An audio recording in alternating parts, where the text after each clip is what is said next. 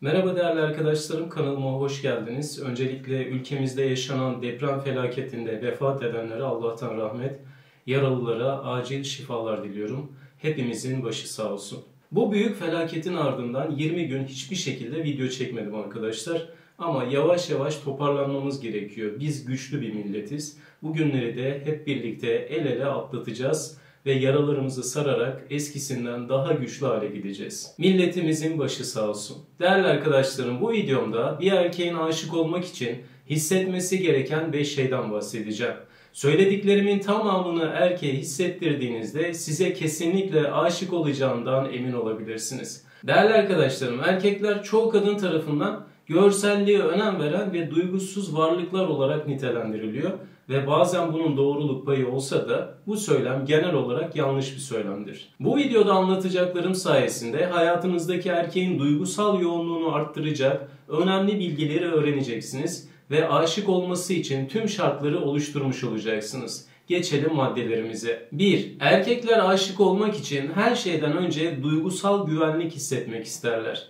Değerli arkadaşlarım, erkekler duygularını gösterme konusunda hem başarısız hem de korku doludur. Çünkü duygularını gösterdikleri kadına karşı daha zayıf olduklarını hissederler. Eğer ona üstün gelmeye çalışarak kendinizi ispat etmeye çalışırsanız size duygularını asla açmayacaktır. Çünkü size ifade ettiği her duygu ona göre zayıf noktalarını bilmeniz anlamına gelir ve zamanı geldiğinde bu zayıflıklarını onu yenmek için kullanacağınızdan korktuğu için duygularını söylemeyecektir. Bu yüzden onu duygusal olarak güvende hissettirmek için onu gerçekten dinlediğinizi bilmesi, ihtiyaçlarını görmezden gelmemeniz, onu olduğu gibi kabul etmeniz ve size güvenebileceğini bilmesi çok önemlidir. Sadece kendinizi düşünürseniz ve onun yaptıklarını değersiz ve önemsiz gördüğünüzü hissettirirseniz size karşı açık olması mümkün olmayacaktır. Tabii ki bu madde tek başına yeterli değildir. Daha kritik maddelere geçmek istiyorum. 2. Bir erkeğin aşık olması için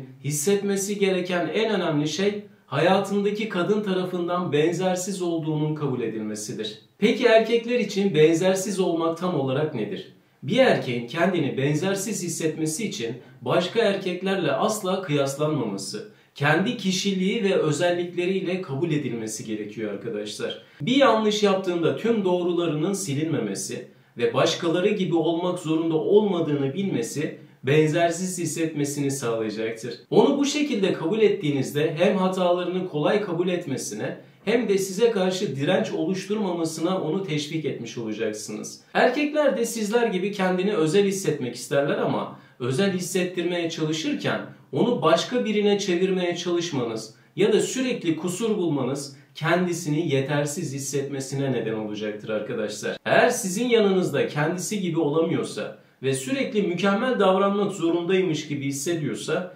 kusurlarını gizleyecek ve daha rolcü bir erkek haline gelecektir. Süreç böyle devam ettikçe hissettiği baskı artacak ve ileriki süreçte daha agresif hale gelecek ya da oynadığı bu oyundan sıkılacaktır. Sonrasında ise kendisini rahat hissedebileceği bir kadın ile birlikte olmak isteyecektir arkadaşlar.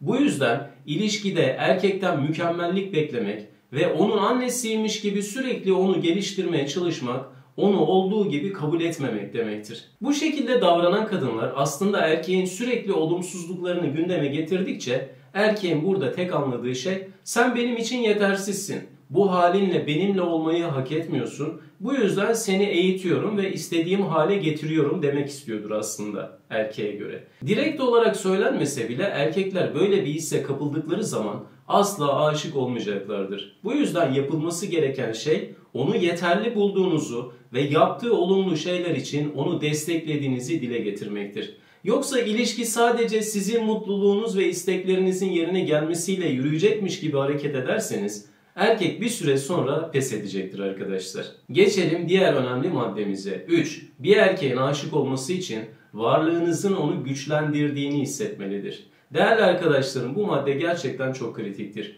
Bir erkek size ihtiyaç duyduğunu inkar ediyorsa onu aşık etmeniz çok zor olacaktır. Çünkü size karşı direnç geliştiriyor demektir. Bu direncin birçok nedeni olabilir. Ya geçmiş ilişkilerinden kalan korkuları ya da kendinizi güçlü göstermeye çalışırken onu ezmeye çalışmanız da bu sebeplerden bazıları olabilir. Burada en önemli olan şey ona zarar vermeyeceğinize emin olmasının yanında size ihtiyaç duyduğunu da kabul etmesidir. Bu iki duyguyu ona hissettirmek için onu yaptığı şeyler konusunda desteklemeli ve yargılamaktan da uzak durmalısınız. Eğer size sürekli zarar verecekmiş gibi söylemlerde bulunursanız, her yaptığını eksik ve kusurlu göstermeye çalışırsanız size kendini asla bırakmayacaktır arkadaşlar. Varlığınızın onu güçlendirmesi için zor zamanlarında sığınağı olabilmelisiniz. Eğer size karşı olumsuz duygularını paylaştığı için onu suçlarsanız ya da alınıp uzaklaşırsanız asıl duygularını paylaşmaktan uzak duracaktır. Size karşı hep mükemmel gözükmek zorunda olmadığını bilmesi, varlığınızdan beslenmesine ve duygularını açmasına neden olacaktır. Özellikle bağımsızlığınızı ispat etmek için onu önemsemiyormuş gibi yaparsanız ya da her şeyi tek başına hallederseniz ona ihtiyacınız olmadığını düşündüğü için size karşı gücünü ispat etmeye çalışacaktır. Özellikle güçlü kadın olmayı sizlere yanlış bir şekilde anlatanların aslında erkekleri ezmeniz için sizi teşvik ettiklerini de burada belirtmiş olayım. Güçlü kadın olmak demek her şeyi tek başına yapabilmek ve bunu yaparken erkeği horlamak değildir arkadaşlar. Bu narsistçe bir yaklaşım olacaktır. Her şeyde bir denge vardır. Bir erkeğin kendini erkek gibi hissetmediği sürece size aşık olması mümkün olmayacaktır. Yeri geldiğinde ona ihtiyaç duyduğunuzu göstermeniz ve güçlü olduğunuzu hissettirmeniz çok önemlidir. Eğer istisnai olarak toksik bir şekilde onu ezerek kendinize aşık ettiyseniz yaptıklarınızın mislini size yaşatarak sizi terk edeceğine emin olabilirsiniz. Bu sonucu yaptığım yüzlerce seansta birebir gördüm arkadaşlar. Geçelim diğer maddemize. 4. Bir erkeğin size aşık olması için hissetmesi gereken en önemli duygulardan biri özgürlük alanı olduğunu ve sizin elde edilmesi gereken bir ödül olduğunuzu bilmesi çok önemlidir. Değerli arkadaşlarım, çoğu kadının yaptığı en büyük hatalardan biri erkeğe emrivaki yaparak zorlayıcı davranmak, istekleri yerine gelmeyince de onu cezalandırmaktır. Halbuki erkek doğasını iyi bilen kadınlar bunu zorlayıcı olmadan çok kolay bir şekilde yapabiliyorlar. Erkekler zorunluluk hissettiklerinde genelde tersini yapmaya çalışacaklardır. Bunu ilişkilerinizde sürekli gözlemlemişsinizdir. Bazı hataları yapmaması için uyardığınız erkek aynı şeyleri tekrar yapmaya başlayacaktır. Tembihlemenize rağmen özür dilese de aynı şeyleri tekrar yapmasının nedeni de budur. Çünkü kendi iradesi ortadan kalkmıştır ve sadece siz istediğiniz için bir şeyleri yapmaya çalışıyordur. Bilinçaltında kendi gücünü size ispat etmeye çalıştığı için tekrar aynı şeyleri yapacaktır. Buna sebep olmamak için eylemlerinde özgür olduğunu ve tercih hakkı olduğunu bilmelidir. Onu adım adım izlediğinizi bilen bir erkek sizi merak etmeyecek ve peşinizden de gelmeyecektir. Çünkü kendinize ait bir hayatınız yoktur ve tek yaptığınız şey onu kontrol etmektir. Özgürlük alanını kısıtlamazsanız ve yaptığı olumlu şeyleri desteklerseniz size karşı daha fazla emek sarf edecek ve otomatik olarak bağlanmaya başlayacaktır. Bu şekilde yaptığınız